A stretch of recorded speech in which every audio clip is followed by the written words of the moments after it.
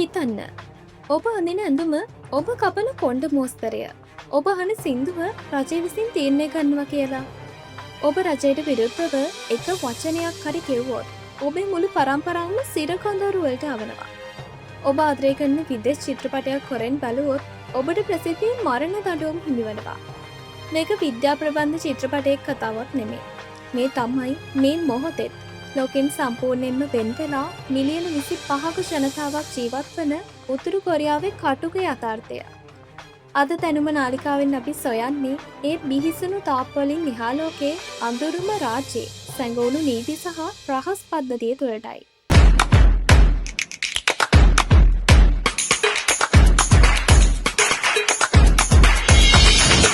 උතුරු කොරියාව නිල වශයෙන් හඳුන්වන්නේ කොරියානු ප්‍රජාතන්ත්‍රවාදී මහජන ජනරජය ලෙසයි.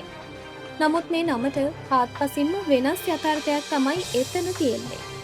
දෙවන ලෝක යුද්ධයෙන් පසුව කොරියාව දෙකට බෙදීමත් සමග කිම් ඉල් සුන්ගේ නායකත්වය යටතේ උතුරු කොරියාව කොමියුනිස්ට් රාජ්‍යයක් බවට පත් වුණා. එදා සිට අද දක්වා කිම් පරම්පරාවේ පරම්පරා 3ක් කිම් ඉල් සුන්, ඔහුගේ පුත් කිම් ජොන් ඉල් සහ දැන් ඔහුගේ මුණුපුරා වන කිම් ජොන් උන් මේ රට පාලනය කරන්නේ දැඩි ඒකාධිපති ක්‍රමයකටයි. ඔවුන්ගේ දෘෂ්ටිවාදය රුජය ලෙස හැඳින්වෙනවා. එහි සරල අර්ථය තමයි සොයම් පරාධීනත්වය. මේ මතවාදය යටතේ ඔවුන් මුළු ලෝකයෙන්ම ඈත් වෙලා තමන්ගේම නීති, තමන්ගේම සංස්කෘතියක් ගොඩනගාගෙන තියෙනවා. නමුත් මේ සොයම් පරාධීනත්වයේ පිටුපස සැඟවී ඇත්තේ බිය, පීඩනය සහ පාලනය මත පදනම් වූ සමාජයක්. උතුරු කොරියාවේ ඔබේ ජීවිතයේ වටිනාකම තීරණය වෙන්නේ ඔබේ දක්ෂතාවයට හෝ උත්සාහයට නෙමෙයි. ඒක තීරණය වෙන්නේ ඔබ ඉපදින පන්තියට අනුව. මේ ක්‍රමය තමයි සොන්බුන්. සොන්බුන් කියන්නේ ලොව පවතින දැඩිම සමාජ පන්ති ක්‍රමයක්. ඔබේ පවුල ඉතිහාසය, විශේෂයෙන්ම කොරියානු යුද සමයේ ඔබේ මුතුන් මිත්තන් කිම් පවුලට කොතරම් පක්ෂපාතී වුණාද කියන එක මත ඔබව ප්‍රධාන පන්ති 3කට සහ අනු කොටස් 50කට අධික සංඛ්‍යාවකට බෙදෙනවා. අංක 1. කෝර් ක්ලාස් හෙවත් ප්‍රධාන පන්තිය. මේ තමයි ඉහළම පන්තිය. කිම් පවුලට සහ පාලන තන්ත්‍රයට අතිශයින්ම පක්ෂපාතී අයගේ පරම්පරාව. රටේ අගනුවර වන පියොන්යන් නුවර ජීවත්වීමේ වරප්‍රසාදය, හොඳම රැකියා, හොඳම විශ්වවිද්‍යාල, වැඩිපුර ආහාර සලාක සහ සුකෝපෝගී ජීවිතයක් ගත කිරීමේ අවස්ථාව හිමිවන්නේ මේ අයට පමණයි.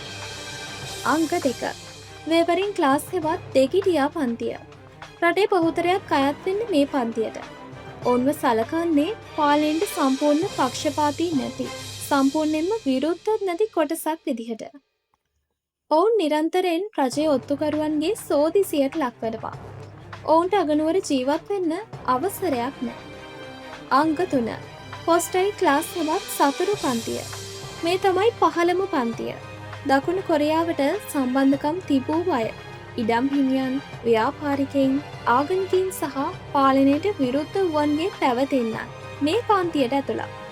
ඔවුන්ට ලැබෙන්නේ භයානකම සහ දුෂ්කරම රැකියා. ඔවුන්ට ජීවත් වෙන්න සිදුවන්නේ දුෂ්කරම ප්‍රදේශවල.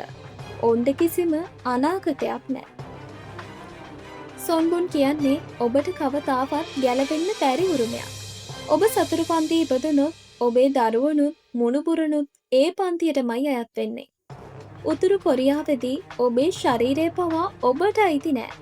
මොකද කිව්වොත් රජය විසින් අනුමත කරන ලද විලාසිතා නීති දැඩිව ක්‍රියාත්මක වෙනවා. ජීන්ස් කලිසන් සහ යටිපතුල් උස් සපත්තු වැනි බටහිර ඇඳුම් හැඳීම සම්පූර්ණයෙන්ම තහනම්. ඒව ඇමරිකානු රාජ්‍යවාදයේ සහ ධනවාදයේ කුණුණු සංකේත ලෙසයි ඔවුන් සලකන්නේ.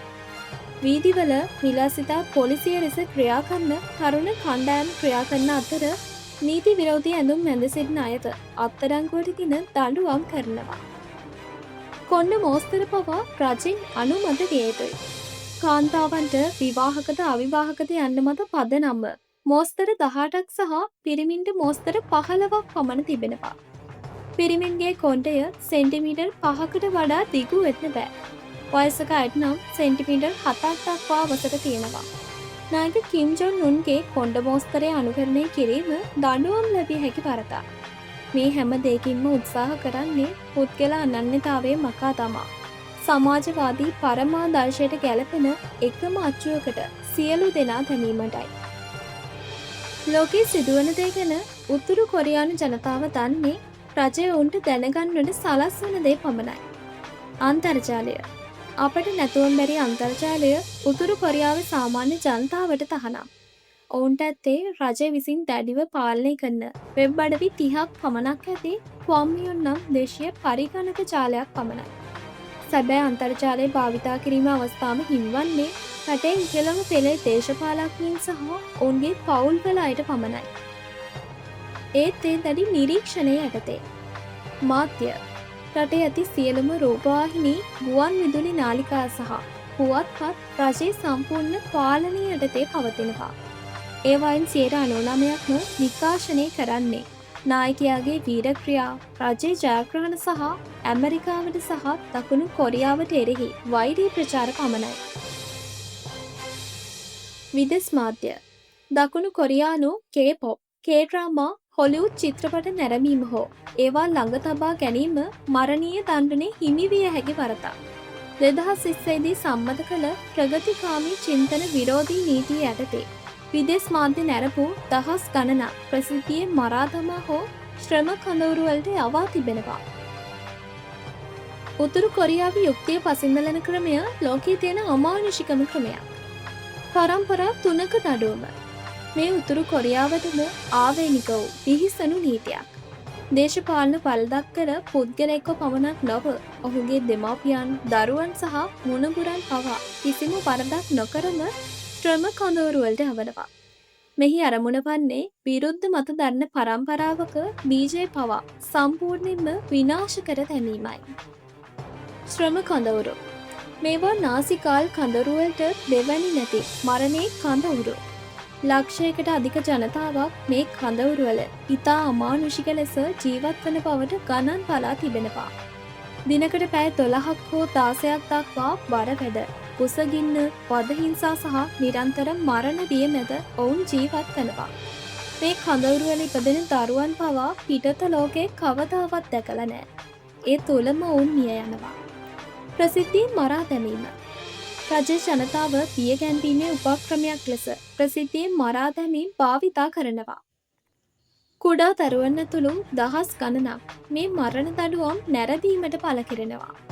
සුළු වැරදිවලට පවා උදාහරණයක් ලෙස තම කම්මි සොරකම් කිරීම, බයිබලයක් ළඟ තබා ගැනීම වැනි දේටත් මරණ දඬුවම හිමි වෙනවා.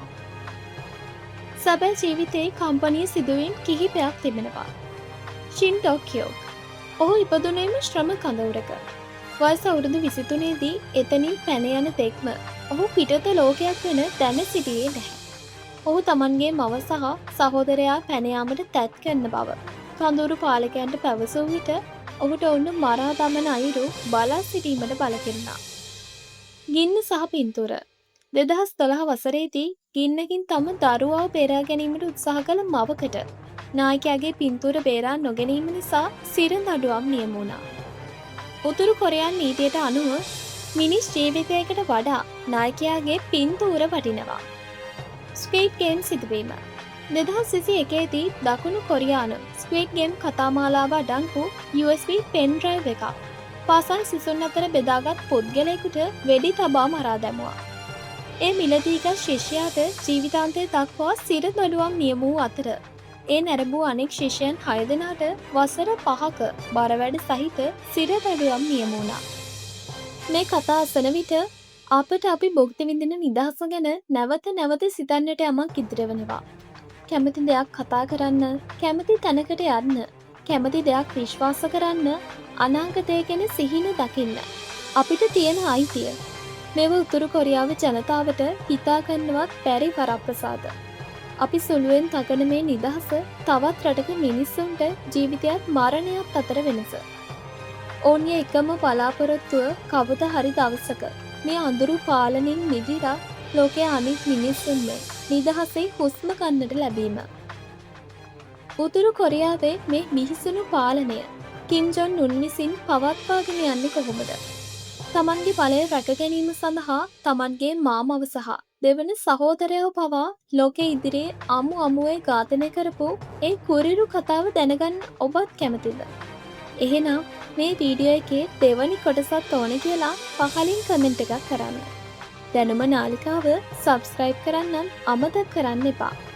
තවත් මේ වගේ වීඩියෝ එකකින් ආයෙමත් ඔයාලව හම්බෙනකම් ඔයාලා හැමෝටම සුබ දවසක්.